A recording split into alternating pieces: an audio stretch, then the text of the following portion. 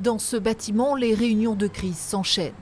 La stratégie pour les jours à venir, accueillir les patients Covid, mais aussi absorber le flux des urgences. Jamais le taux d'incidence n'a été aussi élevé en Dordogne, un relevé qui date pourtant du 30 décembre dernier. Conséquence, pour l'hôpital de Périgueux, 33 malades du Covid sont actuellement accueillis, dont 8 en réanimation. Comme dans les autres établissements au niveau national, les personnes hospitalisées sont des gens qui sont soit non vaccinés, soit vaccinés de manière incomplète ou ayant des comorbidités et un système immunitaire qui ne répond pas suffisamment bien à la vaccination. Si la tendance est à la hausse, le personnel, lui, vient à manquer.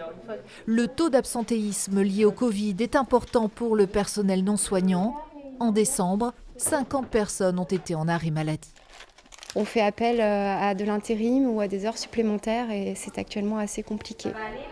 J'en profite pour lancer un appel pour proposer à de jeunes retraités ou à des personnels qui sont en activité, qui soient infirmiers ou aides-soignants, de venir nous rejoindre pour nous aider à passer ce cap épidémique.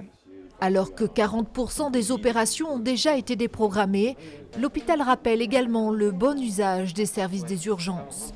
Appeler un médecin ou le 15 avant de pousser les portes de l'hôpital, tout cela pour ne pas engorger inutilement des services déjà à flux tendu.